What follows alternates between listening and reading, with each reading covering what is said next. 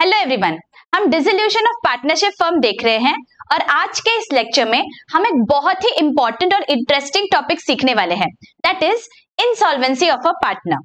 हम पहले कॉन्सेप्ट देखेंगे और देन उसके बाद हम एक प्रॉब्लम सॉल्व करेंगे आपके टेक्स्ट बुक में से, so that we understand this concept thoroughly. ठीक है, now let us understand what do we mean by insolvency of a partner.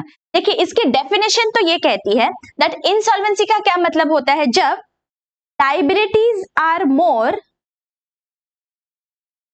than your assets। ठीक है, this is your sign for more. Liabilities अगर ज्यादा है आपके एसेट्स से तो हम ऐसे बोलते हैं that that particular person is insolvent. मतलब उसके पास जितनी उधारी है चुकता करने के लिए उससे कम उसके पास पैसा है। सिंपल टर्म्स में हम अगर इसे बोले, फॉर एग्जाम्पल हमारा जो बंटी है उसके पास क्रेडिटर्स है 50,000 रुपीज के, ठीक है, लेकिन उसका घर बार बेच के सब कुछ करके भी उसके पास पैसा आता है सिर्फ 30,000 रुपीज। मतलब 20,000 रुपीज से उसके पास पैसा कम पड़ रहा है उसके क्रेडिटर्स को पे ऑफ करने के लिए। तो ये जो 20,000 रुपीज है इसके लिए हम बोलते हैं that is for this 20,000 rupees Bunty has turned insolvent. उसके पास अभी कुछ भी पैसा नहीं बचा देने के लिए।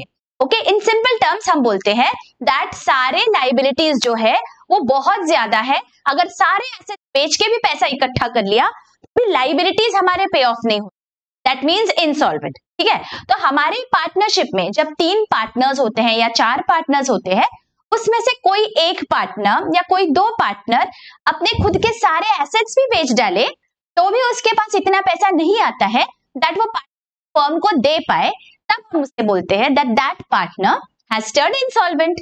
Getting it? अभी वो इंसॉल्वेंट हो जाएगा तो उससे पार्टनरशिप फर्म में क्या इफेक्ट होगा। Now let us first understand an example from a day to day life and then we will see that business में इसका कैसे हम इंप्लाई करेंगे। ठीक है, फॉर एग्जांपल अभी हमारे घर की बात ले लेते। आप हो, मम्मी है और पापा है, alright, mummy papa and you. अभी पापा ने किसी से 1 लाख रुपीस का उधार लिया था। ठीक है, किसी फ्रेंड से बोलो, बैंक से बोलो, साहूकार से बोलो, किसी से भी उधार ले रखा था 1 लाख रुपीस का। नाउ ये जो पर्सन है जिससे उधार लिया था, for example this is Lala ji. Okay, अभी लाला जी आ गए आपके पापा के पास और उन्होंने बोला कि बाबा मुझे मेरे 1 लाख रुपीस वापस दो। ऑलराइट, नाउ पापा ने आपके पैसे सब देखे कि क्या है उनके पास अमाउंट, तो उन्होंने जब सारे उनके सेविंग्स वगैरह सारे बैंक अकाउंट्स में से पैसा निकाला तो उन्हें पता चला दैट उनके पास सब कुछ मिला के सिर्फ 75,000 रुपीज ही इकट्ठा हो रहे हैं। ओके, उनके पास अभी पैसा नहीं है और देने के लिए लाला जी को। फिर क्या होता है, पापा को आ जाता है टेंशन कि अरे अभी क्या करेंगे। तो वहां से सेवियर बन के कौन आ जाती है, हमारी होम मिनिस्टर आ जाती है, हमारी मम्मी आ जाती है और पापा को बोलती है कि आप चिंता मत करिए, मेरे पास कुछ सेविंग्स है इतने सालों के, मेरे पास कुछ गहने हैं, we will sell them off and I can give you around 22,000 rupees. Alright, अभी पापा खुश हो गए कि चलो कुछ पैसा आ गया लाला जी को देने के लिए। तो अभी देखिए टोटल कितना हो रहा है, 75 plus 22, this comes to how much, 97,000 rupees. अभी लाला जी को देने हैं 1 लाख, हमारे पास है 97, अभी 3,000 रुपीज कम पड़ रहे हैं। फिर वहां से एंट्री होती है आपकी। आप बोलते हो दैट पापा रुकिए, मेरे पास जो आपने मुझे पॉकेट मनी दिया था उसमें से कुछ पैसे हैं अभी भी बाकी, तो let me check my pocket money. आप आपके पॉकेट मनी में से देखते हो, सो आपके पास 3,000 रुपीज मिल जाते हैं। तो आप क्या करोगे, 3,000 रुपीज दे दोगे झट से पापा के पास और पापा को बोलोगे पापा ये पैसा आप जाके दे दो लाला जी को। तो total amount will come to how much, 1 lakh rupees. Getting it? तो क्या किया आप तीनों ने मिलके, all 3 of you worked as a team, right. आपने ऐसे तो नहीं बोला पापा को कि पापा ये तो आपको देना है, हम नहीं मदद करेंगे, नहीं। All 3 of you work together and you said that okay let us see हमारे पास कितना पैसा जमा हो सकता है and then we will pay off the money to Lala ji. Getting it? हम ऐसा करते हैं, राइट, हमारे फैमिली में तो हम ऐसा करते हैं। सेम अप्लाई होता है लॉजिक आपके पार्टनरशिप फर्म में भी। अगर 3 पार्टनर्स है, for example Amar, Akbar and Anthony. ठीक है, इनके कुछ फर्म के लाइबिलिटीज है, कोई बैंक लोन होगा, कुछ होगा। For example that loan is 5 lakh rupees. ठीक है, ये 5 लाख रुपीज का लोन वो कैसे पे करेंगे? जब फर्म को डिसॉल्व कर रहे हैं, सारे जो भी एसेट्स है फर्म के वो सब बेच देंगे और जो भी पैसा आएगा उसमें से वो सारे लाइबिलिटीज पे ऑफ करेंगे। राइट, हम यही देख रहे हैं डिसोल्यूशन में अब तक। राइट, ऐसे हम करते हैं। अभी सारे एसेट्स बेचने के बाद उनके पास पैसा इकट्ठा होता है 4,10,000। तो कितना बच गया? 90,000 रुपीज बच गया। अभी तक के केस में हमने क्या देखा? अगर ये 90,000 रुपीज बच जाता है तो ये जो तीनों पार्टनर्स है, Amar, Akbar and Anthony, they will bring cash into the business, जो भी उनका प्रॉफिट शेयरिंग रेशियो रहेगा उसमें। फॉर एग्जाम्पल यहाँ पे वो इक्वल पार्टनर्स, मतलब उनका प्रॉफिट शेयरिंग रेशियो है 1:1:1। तो यहाँ नॉर्मल सिनेरियो में सॉल्वेंसी के प्रॉब्लम्स हमने बहुत सारे देख लिए। वहां पे हम क्या करते हैं, जब भी पैसा कम पड़ता है, partners gate that money into the business from their capital accounts. Correct, तो यहाँ पे अगर इक्वल पार्टनर्स होते तो कितना लाते? 30,000 ईच। राइट, है ना, 30,000 लाते। अभी उन्होंने सोचा कि चलो 90,000 हमारी लाइबिलिटी बाकी है, सब 30,000 लेके आ जाते हैं और पे ऑफ कर देते हैं। अब हमारे जो ये एंथनी भाई है, इन्होंने घर पे गए, इन्होंने देखा कि कितना पैसा है, उनके जो सारे एसेट्स है वो उन्होंने बेच दिए। उसके बावजूद उनके पास 30,000 रुपीज नहीं आ रहे हैं, उनके पास सिर्फ 20,000 रुपीज ही इकट्ठा हो पाए। अमर और अकबर दोनों ने 30,000 लेके आ गए, लेकिन Anthony could get only 20,000 rupees. तो अब टोटल पैसा कितना जमा हो गया? 30 + 30 + 20, हाउ मच? 80,000। पे ऑफ कितना करना था? 90,000। राइट, हमारी लाइबिलिटी 90,000 की है, तो बचा कितना? बच रहा है 10,000 रुपीज। तो क्या होगा? जिसकी लाइबिलिटी है वो बोलेगा ठीक है मुझे 80,000 दे दो, 10,000 नहीं दे पा रहे हो तो ठीक है। ऐसे होगा? नहीं, ऐसे नहीं होगा। ये जो 10,000 रुपीज जिसकी भी उधारी है वो आके अमर और अकबर को बोलेगा बाबा हमारा पैसा लौटा दो, एंथनी का सब कुछ बिक गया, उसके पास तो पैसा नहीं है, आप हमें पैसा दे दो। Right, no creditor will leave you without you paying him money back. Correct, आपको वो पैसा देना ही पड़ता है। ओके, और यहाँ पे हमने देखा है दैट पार्टनरशिप का लाइबिलिटी कैसे होता है। याद करिए बेसिक, जब मैंने लेक्चर सिखाया था आपको, बेसिक पार्टनरशिप का लेक्चर, उसमें मैंने आपको बताया था दैट पार्टनर्स की लाइबिलिटी कैसी होती है? Joint and several. इसका क्या मतलब होता है जॉइंट एंड सेवरल? अगर एक पार्टनर इंसॉल्वेंट हो जाता है तो जो बचे हुए पार्टनर्स है, जो सॉल्वेंट पार्टनर्स है, उनका रिस्पॉन्सिबिलिटी है दैट जो भी लाइबिलिटी है वो पे ऑफ करे। जो भी सॉल्वेंट पार्टनर्स है, हमारे केस में सॉल्वेंट कौन है? अमर और अकबर। इनकी रिस्पॉन्सिबिलिटी है कि जो भी इनसॉल्वेंट पार्टनर का शेयर है, इनसॉल्वेंट पार्टनर जो शेयर नहीं ला पाया, वो share will be borne by the solvent partner. इसका क्या मतलब हुआ? ये जो 10,000 रुपीज है ये अभी अमर और अकबर लेके आएंगे बिजनेस में। अब अमर और अकबर में झगड़ा शुरू हो जाएगा कि कौन ज्यादा पैसा लाएगा। तो हमें बोला गया है एक्ट में दैट जो भी उनका प्रॉफिट शेयरिंग रेशियो है उसमें वो पैसा लाएंगे। So nobody is going to get more, nobody is going to get less. Profit sharing ratio यहाँ पे क्या है? इक्वल। तो सिंपल है, अमर और अकबर दोनों भी इक्वली लाएंगे 10,000 रुपीज। मतलब 5,000 अमर लेके आएगा और 5,000 अकबर लेके आएगा।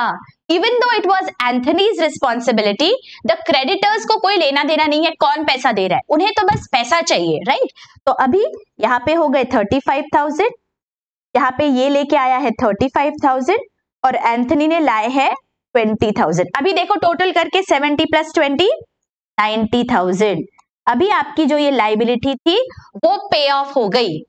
Getting it? तो इंसॉल्वेंसी का मतलब क्या है? सिंपल है, अगर कोई भी पार्टनर है वो पैसा नहीं ला पाया, जो बचे पार्टनर्स, जो सॉल्वेंट पार्टनर्स, उनकी रिस्पॉन्सिबिलिटी है कि वो सारा पैसा लेके आए जो इंसॉल्वेंट पार्टनर का शेयर बचा हुआ है। सिंपल। आप इमेजिन करिए, हम जब क्रिकेट मैच देखते हैं all of them play as a team, right, all the 11 players. For example हमारी मैच चल रही है और कोई पार्टनर हो जाता है रिटायर्ड हर्ट, ठीक है, किसी को चोट लग गई, वो रिटायर हो गया, तो क्या बचा हुआ पार्टनर सामने वाला बोलता है बाबा ये रिटायर हो गया, ये नहीं कर रहा है, तो मैं भी नहीं करता हूं अभी कुछ भी, मैं भी नहीं खेलने वाला हूं? नहीं, all of them play together. उनका टारगेट क्या है, दैट जो भी हमारे रन्स है वो हमें बनाने हैं या सामने वाले को हमें आउट करना है, whatever their target is, they achieve it as a team. Similarly, it applies to the business as well, to partnership as well. Because तीनों का टीम है, तीनों पार्टनर्स है, उनकी लाइबिलिटी है जॉइंट एंड सेवरल, तो बाकी के पार्टनर्स मना नहीं कर सकते, they have to get that money जो एंथनी नहीं ला पाया।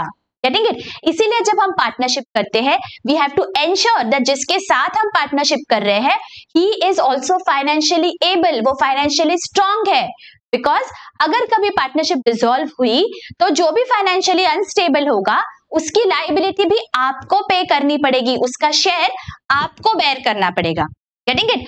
तो insolvency is very very easy, आपको बस देखना है दैट जो भी इंसॉल्वेंट पार्टनर है उसका कितना शेयर है, that you have to distribute among the solvent partners in their profit sharing ratio. Okay, this is very important. जो भी प्रॉफिट शेयरिंग रेशो है बस उस पर आपको डिस्ट्रीब्यूट कर देना है, ठीक है। यहाँ पे बहुत सारे ट्विस्ट एंड टर्न्स हो सकते हैं। फॉर एग्जाम्पल एंथनी बोल देता है कि बाबा मेरे पास 20,000 भी नहीं है, मेरे पास कुछ पैसा ही नहीं है, I can't give you a single penny, मैं पूरा की पूरा 30,000 कुछ भी नहीं दे सकता। एंथनी ने तो हाथ खड़े कर दिया, तो क्या करेंगे अमर और अकबर? वो तो बेचारे 30,000 खुद का लाएंगे ही, because that is their share and they are solvent partners, तो ये 30,000 भी उनको लाना पड़ेगा in their profit sharing ratio. तो 30,000 डिवाइडेड बाय 2 मतलब 15,000 ईच, का मतलब दोनों भी लाएंगे 45,000 और ऐसे 90,000 इकट्ठा होंगे, वो उनकी लाइबिलिटी पे ऑफ कर देंगे। Getting it? जो भी इंसॉल्वेंट पार्टनर नहीं ला पाया whatever that amount might be, वो सॉल्वेंट पार्टनर को लाना पड़ेगा, बस the end, there is no other option. Okay, यहाँ पे और ऐसा हो सकता है दैट इन दिस सिनेरियो ही हम और देख लेते हैं। देखिए अमर, अकबर एंड एंथनी, ठीक है, हमने देखा है उनकी लाइबिलिटी है 90,000 की और 30,000 लाना है तीनों को, करेक्ट। अभी यहाँ पे एंथनी ने हाथ खड़े कर दिए, मेरे पास कुछ भी पैसा नहीं है, आप देख लो क्या करना है। तो अमर और अकबर दोनों भी लेके आते हैं 15,000 एडिशनल, ठीक है। अभी यहाँ हो गया 45,000, यहाँ हो गया 45,000, ये लाना चाहिए दोनों ने। ओके, एंथनी का शेयर हमने यहाँ पे डिवाइड कर दिया, लेकिन अभी अकबर बोलता है कि बाबा मेरा 45,000 आ रहा है लेकिन मेरे पास उतना पैसा है नहीं, and maximum give you 40,000 rupees, मैं मेरा सारे बेच के भी 40,000 से ज्यादा पैसा ला ही नहीं सकता। तो अभी अकबर ने कितना लाया? 45,000 लाना चाहिए था, लेके आया 40, कितना बचा? 5,000 रुपीज। तो what will poor Anthony do? Anthony को ये 5,000 भी लाने पड़ेंगे, तो Anthony has to get 5,000 again. तो एंथनी लाएगा 50,000 बिजनेस में, अकबर लेके आया 40,000 और एंथनी ने कुछ भी नहीं लाया, तो टोटल कितना हुआ? 50 + 40, ऐसे करके आप ये 90,000 को पे ऑफ करो। Getting it? जो भी सॉल्वेंट पार्टनर है, यहाँ पे Amar was solvent till the end, तो अमर सारा पैसा लेके आएगा इनसॉल्वेंट पार्टनर के शेयर का, ठीक है। जितना भी पैसा इंसॉल्वेंट पार्टनर नहीं ले पाया वो डिस्ट्रीब्यूट करेंगे उनके प्रॉफिट शेयरिंग रेशो में, और अगर वापस कोई इंसॉल्वेंट हो गया तो जो भी बचा हुआ शेयर है the solvent partner has to bring in. Very very simple, this is very logical, it is. Getting it? हम जब प्रॉब्लम सॉल्व करेंगे बच्चों इंसॉल्वेंसी का, तो और भी आपको बहुत अच्छे से क्लियर हो जाने वाला है। ऑलराइट, आई होप यहां तक तो बहुत अच्छे से समझ गया है। नाउ लेट अस सी, आपके टेक्स्ट बुक में से हम प्रॉब्लम लेंगे, problem number 8 on page number 248. Alright, let's read the problem. Sitaram, Gangaram and Rajaram are partners sharing profits and losses in the ratio 4:2:3. On 1st April 2019, they agreed to dissolve the partnership and their balance sheet was as follows. Balance sheet दिखाया गया है और and में क्या बोला है balance sheet के नीचे देखो, assets were realised as under, तब एसेट्स का रियलाइजेशन का अमाउंट दिया है।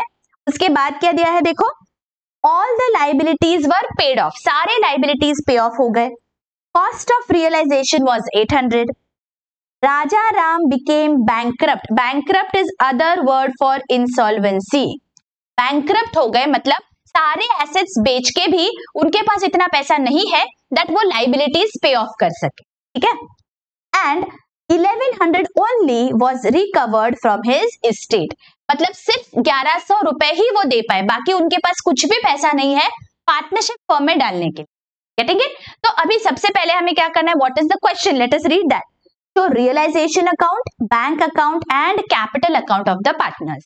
तो हम पहले फॉर्मेट बनाएंगे बच्चों, and step by step we are going to solve the problem, and then you will realise that insolvency को आप ऐसे ही डर रहे थे, it is very very logical, और मैं जैसे स्टेप वाइज आपको बताऊंगी आप वैसे सॉल्व करिए, आपका 100% सही आएगा आंसर, मेरी गारंटी है आपसे, ठीक है। सो अभी पहले तो हम फॉर्मेट्स बना लेंगे, realisation account, bank account and capital account, alright, okay. तो अभी सबसे पहले हम क्या करेंगे, हम पहले बैलेंस शीट के आइटम्स ट्रांसफर कर देंगे रियलाइजेशन अकाउंट को और पार्टनर्स के कैपिटल अकाउंट को। Let us see the asset side first. Assets में क्या क्या है हमारे पास, building, machinery, furniture, investment, bills receivable, sundry debtors, stock, cash in hand and cash at bank. तो कैश इन हैंड और कैश एट बैंक छोड़ के सारे एसेट्स हमें ट्रांसफर कर देने हैं रियलाइजेशन अकाउंट को। जब हम ट्रांसफर करते हैं तो क्या करते हैं, हमें एसेट को क्लोज करना है, एसेट्स का हमेशा डेबिट बैलेंस होता है, तो अगर क्लोज करना है मतलब उसे करेंगे क्रेडिट। तो हमारी एंट्री क्या आएगी, realisation account debit to respective assets. तो let us go to the realisation account, और यहां पे हम लिख देंगे to sundry assets account. Let us see कौन से है एसेट्स, बिल्डिंग है 55,000 and machinery 25,000, 55 and 25, building machinery. Please remember to tick, नहीं तो इतने सारे एसेट्स है कोई गलती से एसेट रह जाता है, तो be very very careful, tick those amounts जो आपने लिख दिया है, alright. Furniture 12,000, investment 15,000, 12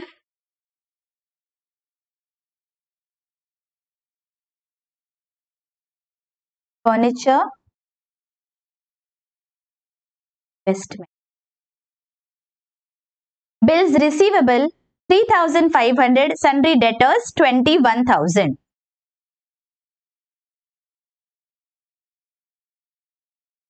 bills receivable and debtors,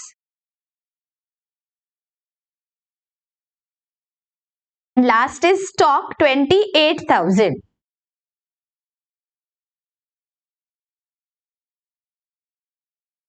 okay देखो सारे एसेट्स हमने ट्रांसफर कर दिए हैं रियलाइजेशन अकाउंट को, और कैश इन हैंड और कैश एट बैंक है, तो हम बैंक के अकाउंट में जाएंगे और ये अमाउंट्स लिख लेंगे। कैश एट बैंक है 2,000 रुपीज, तो बैंक अकाउंट में हम यहां लिख देंगे टू बैलेंस ब्रॉट डाउन, ठीक है। और कैश का बैलेंस भी हमें ट्रांसफर करना है 5,500, we will transfer this amount in the bank, तो bank account debit to cash account, alright, 5,500, okay. Let us tick this amount here, alright. अभी लाइबिलिटी साइड में क्या क्या है, लेट्स सी। कैपिटल अकाउंट्स है सीताराम, गंगाराम और राजाराम के, सारे हमें ट्रांसफर करने हैं रिस्पेक्टिव कैपिटल अकाउंट्स में, so let us do that. 65,000, 45,000 and 7,000, यहां पे लिखेंगे by balance brought down, okay. Next is reserve fund, amount is 18,000, this is our accumulated profit. हम क्या करते हैं, उसे हम ट्रांसफर कर देते हैं पार्टनर्स के कैपिटल अकाउंट को इन the profit sharing ratio. Remember मैंने जब आपको डिसोल्यूशन के जब बेसिक्स सिखाए थे तब क्या बताया था, accumulated profits we have to transfer to the partners capital account. तो यहाँ पे रेशियो हमारा 4:2:3 है. रिजर्व फंड की अमाउंट है 18,000. तो 18,000 डिवाइडेड बाय 9 को 18,000 divided by 9 into 2 and 18,000 divided by 9 into 3. ये आ रहा है मेरा 8,000, this is 4,000 and this is 6,000. ठीक है? So let me transfer these amounts to the respective capital accounts. यहाँ पे मैं चलती हूँ capital account में और यहाँ पे हम लिख लेंगे by reserve fund account. The fund account. 8,000, 4,000 and 1,000. Clear? Okay, यहाँ पे हम टिक कर देते हैं. Next is profit and loss account 5,400. इसे भी हमें ट्रांसफर कर देना है पार्टनर्स को इन द प्रॉफिट शेयरिंग रेशियो. 5,400 को हम डिवाइड कर देंगे 4:2:3 में. 5,400 upon 9 into 4. 5,400 upon 9 into 2 and 5,400 upon 9 into 3. कितना आ रहा है? 2,400, 1,200 and 1,800. ठीक है, ये हमें ट्रांसफर करना है पार्टनर्स के कैपिटल अकाउंट में. तो यहाँ पे हम लिख देंगे by profit and loss account. 2,400, 1,200, 1,000. Clear? यहाँ पे टिक कर देते हैं. अभी आगे क्या है देखो. Loan from Tukaram, sundry creditors and bills payable. ये तीनों भी क्या है?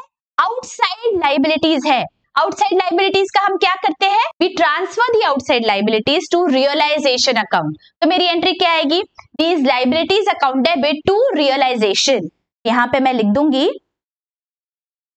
by sundry liabilities. Loan from Tukaram 10,000.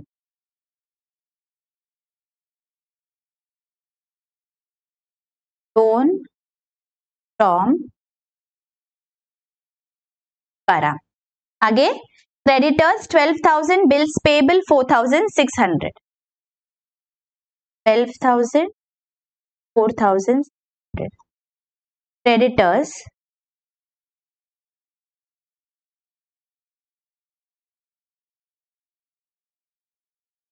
Okay, सब ट्रांसफर कर दिया. अभी कुछ बचा है क्या बैलेंस शीट में? देखिए, nothing is left. Now one by one we will start solving the adjustment. First क्या है देखो, एसेट्स रियलाइज्ड एज अंडर. जब भी एसेट्स बेच के हमें पैसा मिलता है, हमारी एंट्री क्या होती है? अभी हमने बहुत सारे प्रॉब्लम्स देख लिए, अभी क्लियर हो गया है हमें. एंट्री क्या होती है हमारी? कैश और bank account debit to realisation account. ठीक है, तो यहाँ पे बस हमें टोटल करनी है हमारे एसेट्स की. यहाँ पे ये मैं इरेज कर रही हूं. Total is what? 46,750 plus 18,550 plus 9,600 plus 10,650 plus 20,750. इतनी अमाउंट हमें मिल गई है एसेट्स बेच के. कितनी आ रही है ये अमाउंट? 1,06,300. तो मेरी एंट्री आएगी bank account debit to realisation account. Here I am going to write down by bank account 1,06,300. और बैंक अकाउंट में जाके हमें यहां लिखना है टू रियलाइजेशन अकाउंट 1,06,000. ठीक है, be very very careful that आप दोनों इफेक्ट्स दे आपके सारे ट्रांजैक्शंस के. ठीक है, कई बार ऐसे होता है हम रियलाइजेशन में लिख देते हैं बट बैंक अकाउंट में इफेक्ट देना भूल जाते हैं और हमारा bank account at the end tally ही नहीं होता. And then we are wondering कि हमारी गलती क्या हो गई. यहां गलती हो जाती है. तो please ensure, please wait, please pause for a second, check कि मैंने सारे डबल इफेक्ट्स दिए हैं क्या. इफ देन एंड देन आप दे देते हो तो कोई गुंजाइश ही नहीं है आपका प्रॉब्लम गलत होने की. ठीक है, आगे all the liabilities were paid of. अभी लाइबिलिटीज कौन से है देखो आउटसाइड के. ये लाइबिलिटीज है 10,000, 12,000 and 4,600. All of them are paid off. Amount नहीं दिया है तो क्या करेंगे, जो बुक वैल्यू है उतने पे पेमेंट हो गया है, ऐसे हमें अज्यूम करना है. ठीक है, so what is the amount, 10,000 plus 12,000 plus 4,600, that is 26,600. इतना पैसा हमने दे दिया है तो एंट्री क्या आएगी, realisation account debit to bank account. तो यहां पे हम लिख देंगे टू बैंक अकाउंट 26,600 और बैंक अकाउंट में चलेंगे and here we are going to write down by realisation account 20,000. All right, आगे क्या है, the cost of realisation was 800 rupees. ये कॉस्ट ऑफ रियलाइजेशन है तो एंट्री क्या आएगी, realisation account debit to bank. So let us write this down, to bank account 800 rupees और यहां पे बैंक अकाउंट में हम लिखेंगे बाय रियलाइजेशन अकाउंट 800. ऑलराइट, आगे Rajaram became bankrupt and only 1100 was recovered from his estate. तो ये जब हम एंड में पार्टनर्स के कैपिटल अकाउंट को बैलेंस करेंगे, that time we have to use this information. अभी हमें क्या करना है, अगर हमारे सारे एडजस्टमेंट्स हो गए तो सबसे पहले हम क्या करते हैं, रियलाइजेशन अकाउंट को क्लोज करते हैं. So let us do that first. हम देखेंगे कि हमारी डेबिट और क्रेडिट साइड की टोटल्स क्या आ रही है. मेरी क्रेडिट साइड की टोटल आ रही है 1,32,900. डेबिट साइड की टोटल है 1,86,900. कौन सी टोटल ज्यादा है, डेबिट साइड की, तो यहाँ पे लिख लेते हैं 186,900. 186,900. बैलेंस कितना बच रहा है, जो भी बैलेंस बचेगा that is my loss because debit side की टोटल ज्यादा है. बैलेंस इज हाउ मच, 54,000 मेरा बैलेंस है. ये मुझे डिवाइड करना है in the profit sharing ratio among all the partners. देखिए यहाँ पे सारे पार्टनर्स में आप डिवाइड करेंगे loss. At the end you have to see insolvency का क्या है. अभी तो तीनों पार्टनर्स में you have to divide it in the profit sharing ratio. Profit sharing ratio is 4:2:3. तो ये मैं डिवाइड कर देती हूँ 4:2:3 में. ये आ रहा है 24,000, this is 12,000 and this is 18,000. All right, so let me transfer this here by loss transferred to. तीनों पार्टनर्स में आपको ट्रांसफर करना है. Sitaram amount is 24,000, Gangaram amount is 12,000 and Rajaram amount is 18,000. Alright, अभी ये आपको इफेक्ट देना है उनके कैपिटल अकाउंट में. तो पार्टनर्स के कैपिटल अकाउंट में चलते हैं. यहां पे we will write down to realisation account 24,000, 12,000, 18,000. ठीक है, अभी क्या करेंगे at the end. Now first we will see insolvent partner कौन है. Now be very very very attentive. ठीक है, अभी हमें कुछ देखना है जो हमने अभी तक नहीं देखा है. इंसॉल्वेंसी कैसे हम सॉल्व करेंगे.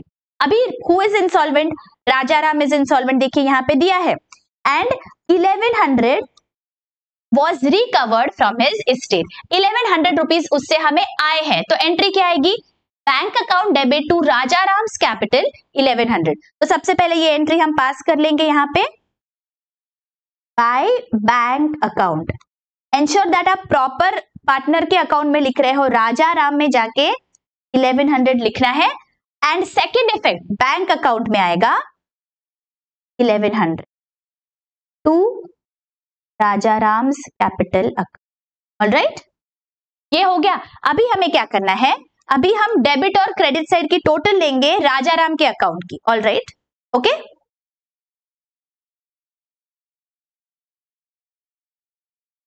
So let us see Rajaram के डेबिट साइड की टोटल आ रही है 18,000, क्रेडिट साइड की टोटल है 15,900. दैट मीन्स डेबिट साइड की टोटल ज्यादा है. सो let us write this down 18,000 here. कितना पैसा आना बाकी है राजाराम से? 18,000 माइनस 15,900, दैट इज 2,100 रुपीज. अभी ये पैसा कौन देगा? हमने देखा है पार्टनर्स की liability is joint and several. तो ये जो 2,100 है, जो बचे हुए दो पार्टनर्स है, कौन है? Sitaram and Gangaram, S and G, they will give in their profit sharing ratio. What is the profit sharing ratio? देखिए 4:2:3.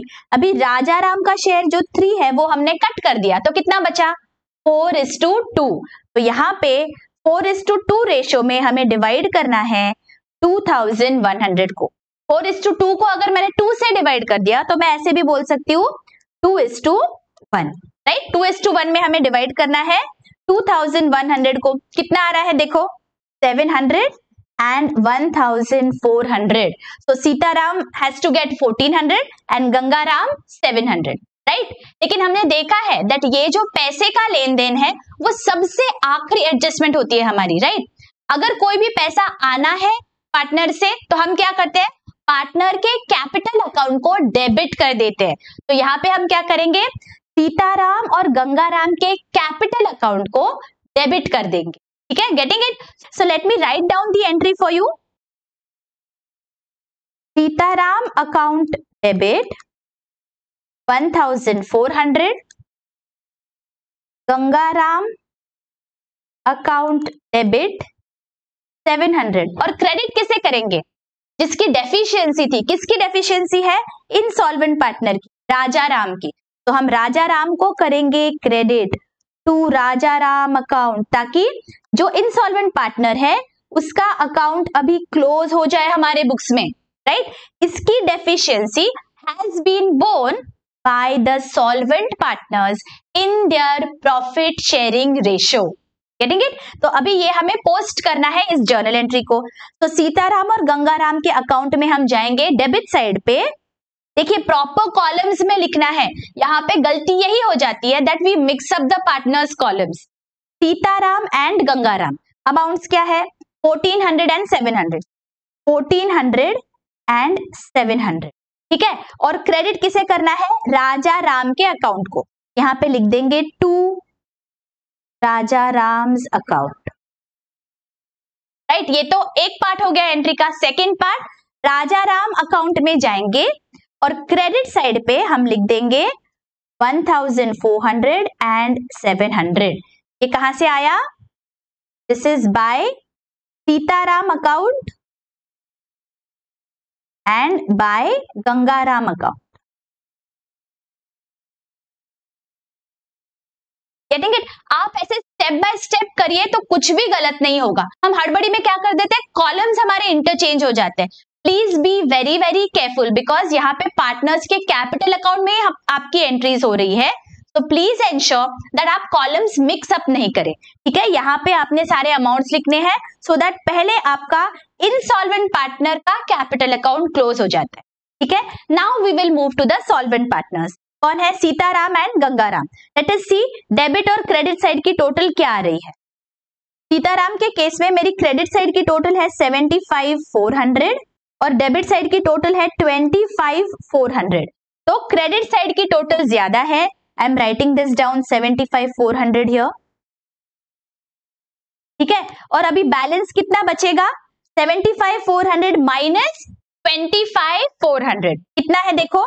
That is 50,000 rupees. ये 50,000 का क्या करेंगे? ये पैसा देना है हमें सीताराम को. So we will write down to bank account, right?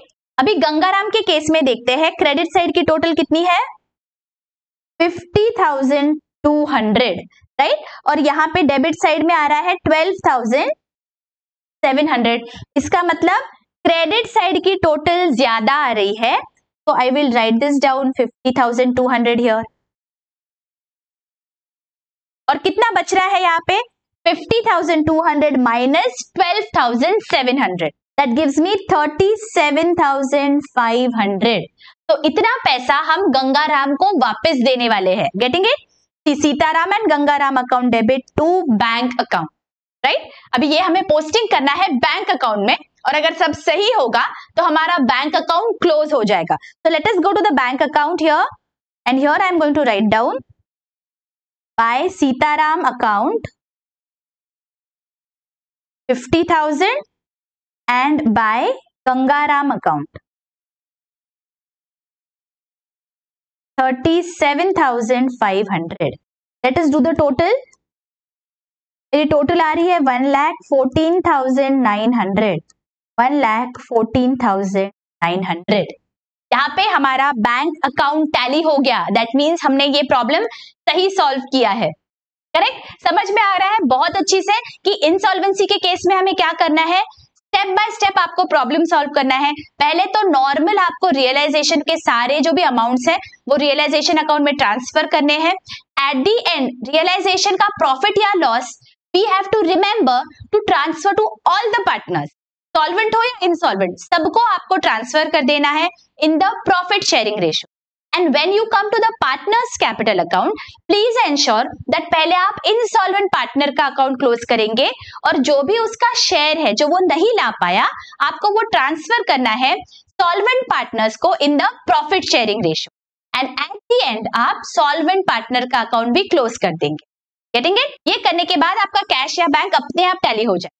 Alright? I hope this is clearly understood. मैं इंसॉल्वेंसी के और भी प्रॉब्लम्स लेने वाली हूँ बच्चों। Please go through those problems as well. I want my students to be thorough with all the concepts. This is a very very important concept. यहाँ पे प्रॉब्लम जनरली आता ही है एग्जाम में। So be very thorough with this. और अगर ये बहुत अच्छी से समझ गया है, do hit the like button. अगर सब्सक्राइब नहीं किया है जल्दी से सब्सक्राइब करिए और एक प्यारा सा कमेंट जरूर भेजिएगा so that I get to understand that मेरे स्टूडेंट्स को कितने अच्छी से समझ में आ रहा है। और सो जो एफर्ट्स मैं डाल रही हूँ वो मुझे वर्थवाइल लगते हैं when I see all the lovely comments and likes.